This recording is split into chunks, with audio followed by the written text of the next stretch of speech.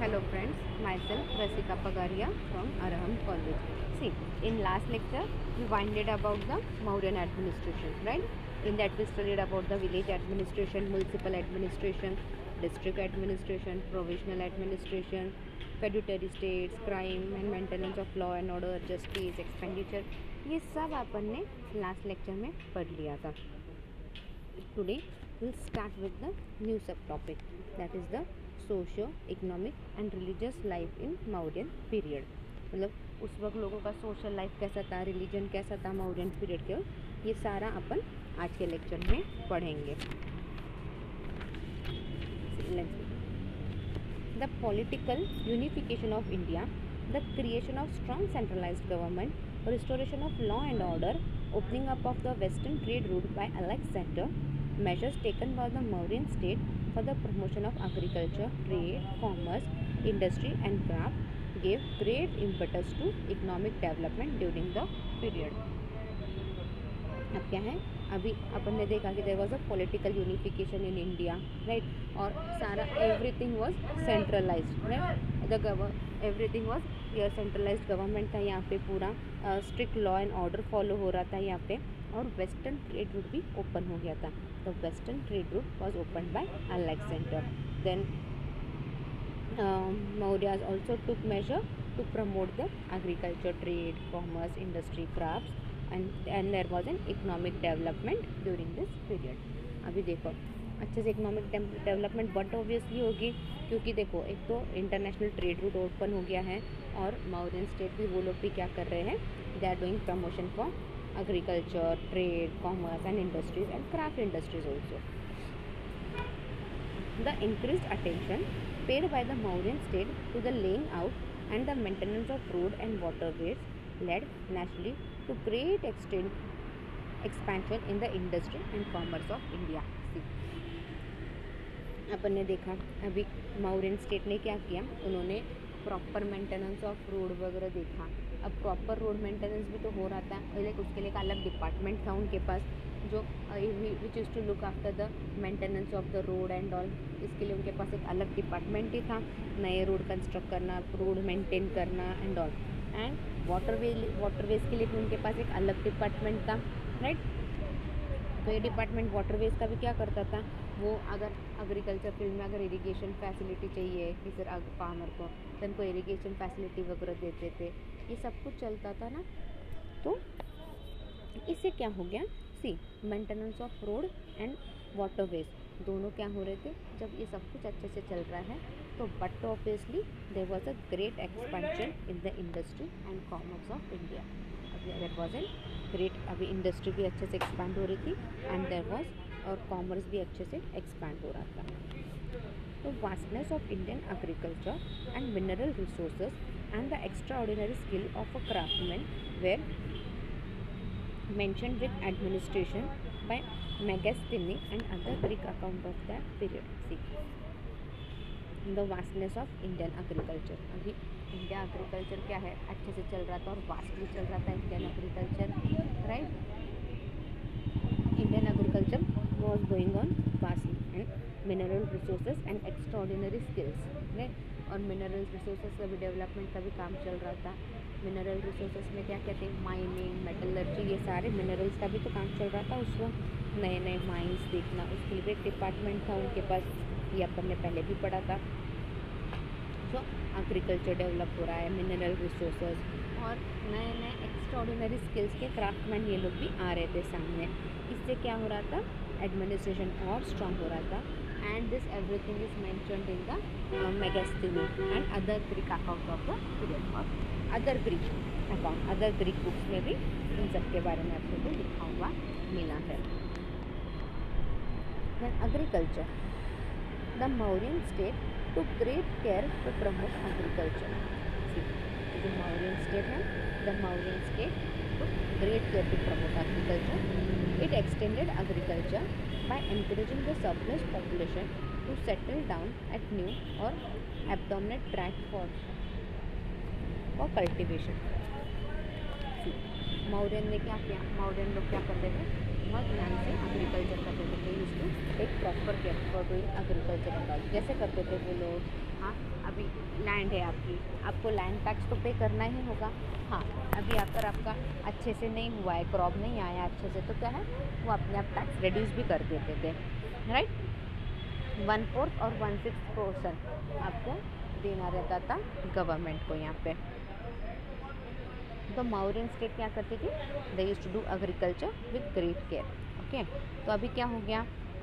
It extended agriculture by encouraging the surplus population to settle down at new or abandoned track for cultivation. See, उन्होंने अपना agriculture कैसे increase किया? हाँ, जो बहुत ज़्यादा पॉपुलेशन है उनको सेटल डाउन किया और उनको एक लैंड दे दी थोड़ा सा कल्टीवेट करने को। तो क्या हो गया? पॉपुलेशन बढ़ा तो भी क्या है, वो बहुत ज़्यादा लैंडलेस लेबर वगैरह ऐसे कुछ नहीं था। लाइक उन्होंने काम दे दिया लोगों को, तो वो वैसे काम करने लग गए। The land revenue on agriculture land varied from 1/4 to 1/6 of the produce. The land revenue on agriculture क्या है? The land revenue on agriculture land it varied, like सबका अलग अलग था, किधर 1/4 था तो किधर 1/6 था ऑफ द प्रोडक्शन। लाइक आप जितना प्रोड्यूस कर रहे हैं उसका 1/4 या 1/6 प्रोडक्शन आपको रेवेन्यू के इसके देना है। Villages were well organised from the physical point of view and cultivable land and pastures were carefully served. See, अभी विलेजेस क्या थे?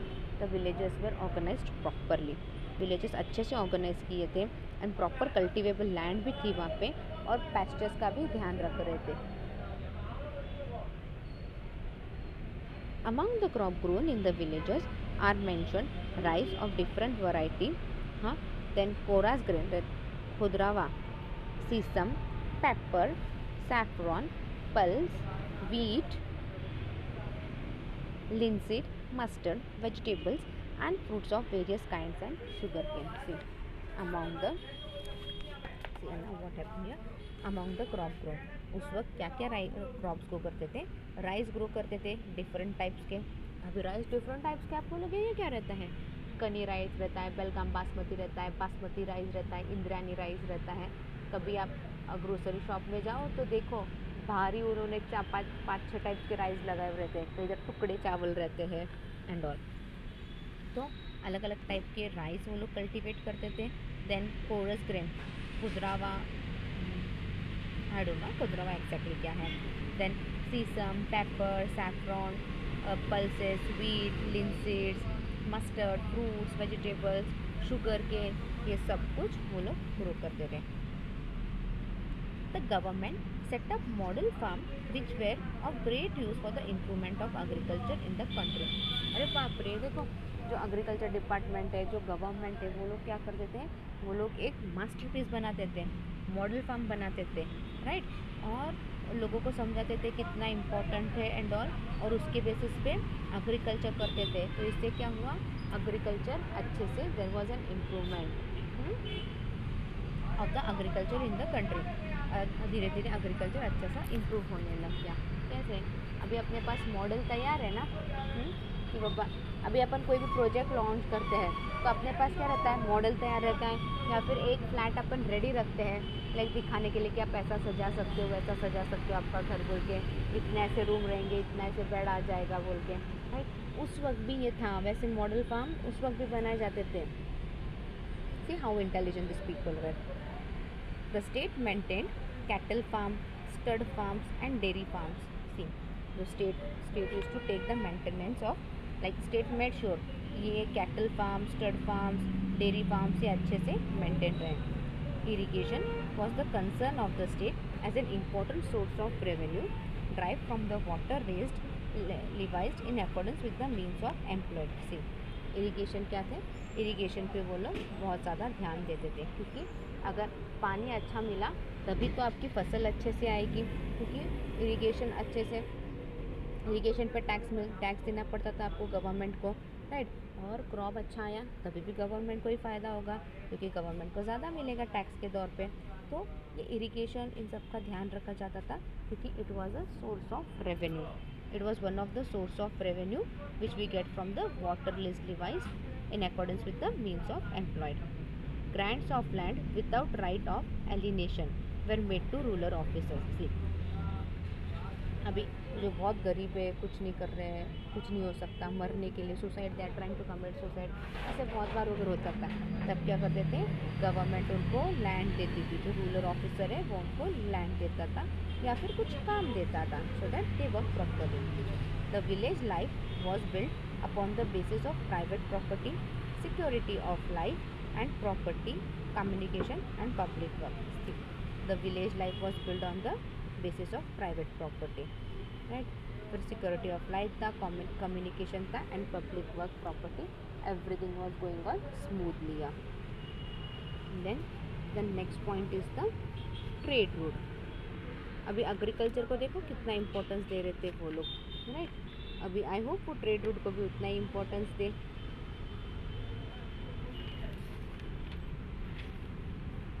The अर्थशास्त्र develops considerable attention to road and market town. See, the अर्थशास्त्र क्या है, they devoted considerable attention, उन्होंने proper attention दिया to road and market town. It makes an intelligent appreciation of the relative value of different trade routes. See, उसने proper appreciation दिया for the proper trade route, right? The route leading to the Himalayas were better than those to the Dakshinapatha से. जो root है जो हिमालय की ओर वगैरह जाता है वो बेटर था. अगर आप दक्षिण पट्टा के रोड कंपेयर करो और हिमालय साइड्स के रोड कंपेयर करो ना, तो हिमालय के रोड वर बेटर, वो काफ़ी अच्छे थे देन द दक्षिण पट्टा. मतलब देखो माउंटेन्स के उधर अपन घाट वगैरह बोलते हैं ना, वो सारा रोड अच्छे से डेवलप करके रखा था इन लोगों ने. With the establishment and spread of the Mauryan power, the balance of trade shifted in the favor of south. See, अब क्या हो गया, with the establishment and spread of Mauryan power. अभी यहाँ पे क्या हुआ, मौर्यन पावर अच्छे से एस्टेब्लिश हो गया है और स्प्रेड हो रहा है, तो क्या हो गया, सब जगह ट्रेड रूट थोड़ा सा बैलेंस हो गया. एंड ट्रेड रूट क्या है, साउथ का ज़्यादा अच्छा बन गया.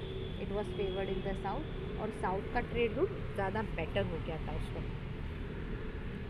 मोर roots leading to that part of the south opened out and a volume of trade increased. See, more route, अभी साउथ की तरफ ट्रेड रूट और ज़्यादा खुल गए और रोड्स वगैरह अच्छे होने की वजह से क्या है, एवरीथिंग वेंट ऑन स्मूथली और धीरे धीरे ट्रेड इंक्रीज हो गया, राइट? ट्रेड कैसे इंक्रीज हुआ, साउथ साइड में वगैरह रास्ते हो गए अच्छे से, everything is going on smoothly, तो क्या हो गया, we are doing better trade over here. और वॉल्यूम ऑफ ट्रेड इंक्रीज्ड, अब क्या हो गया, ट्रेड यहाँ पे अच्छे से बढ़ गया क्योंकि ट्रेड रूट ओपन हो गए और रूट वगैरह भी सारा अच्छे से हो गया, तो क्या है, अपने आप बढ़ गया सब कुछ. The Mauryan empire controlled not only all the internal trade route but most of the land and sea routes leading outside. See, Mauryan empire ने क्या किया, सिर्फ इंटरनल ट्रेड रूट ही कंट्रोल नहीं किया, उन्होंने इंटरनल ट्रेड रूट के अलावा भी बहुत से लैंड एंड सी रूट भी कंट्रोल किए हैं. लाइक जो पोर्ट वगैरह हैं, जो सी से कनेक्टेड एरियाज़ हैं, जहाँ से फॉरेनर के शिप्स आ रहे जा रहे हैं, वो रूट भी मौर्यन एम्पायर ने कंट्रोल किया था.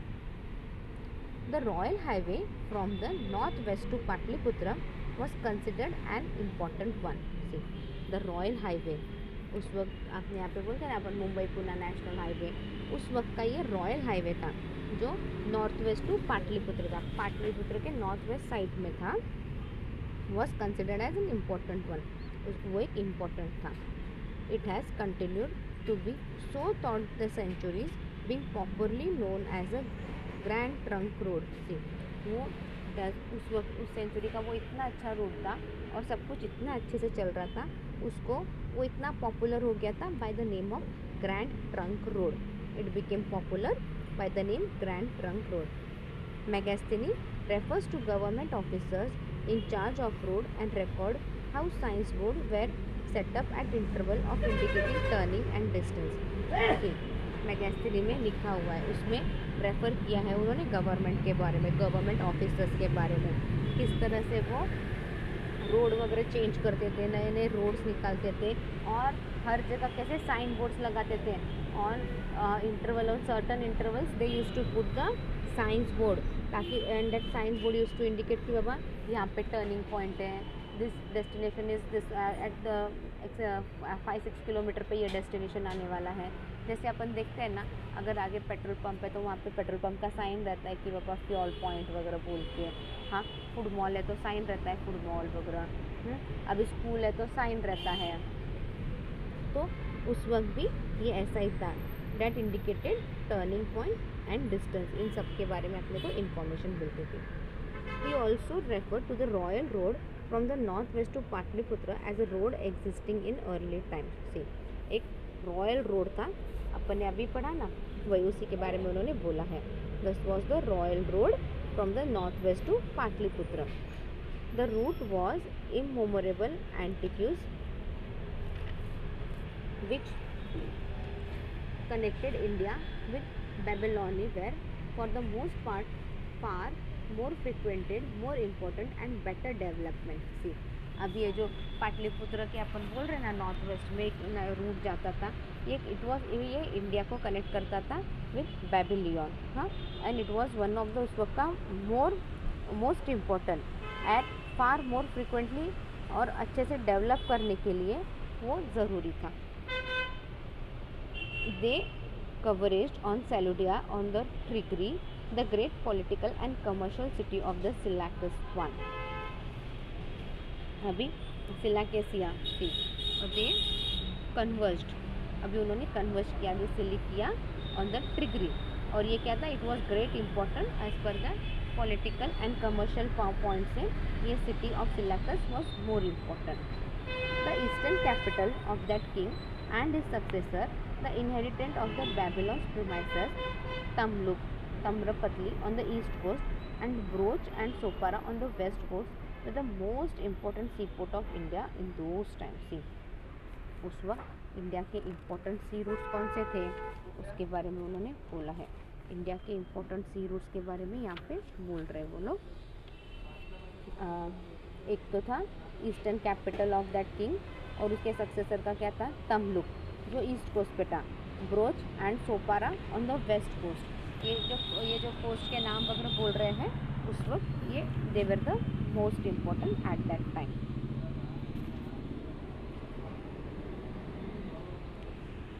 Tigris, the great political and commercial city of Seleucus I, the eastern capital of that king and his successor, the inhabitant of Babylon's premises। Tigris क्या था, ये एक इम्पोर्टेंट सिटी था as per the political and commercial. अगर आप देखो तो Tigris was the great political and commercial city of Seleucus one. और फिर eastern capital of that king, और वो किंग का एक ईस्टर्न कैपिटल था, और उस किंग के बाद जो भी उसका सक्सेसर हुआ वो भी उधर ही रहता था, और फिर वो बेबीलोन प्री एमिरेंट का इनहेरिटेंट हो गया। Tamluk was on the east coast। See, Tamluk क्या था, it was on the east coast and Broad and Sopara on the west coast were the most important seaport of India in those time। ये क्या थे, उस वक्त के इम्पोर्टेंट सी port थे उस वक्त के।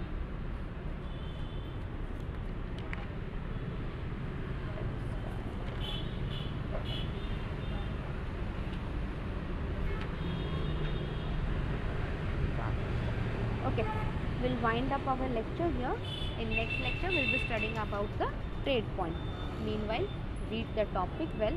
If you have any doubt, you can mail me on my mail ID। My mail ID is rasika.pagaria@arahamedu.in। Thank you।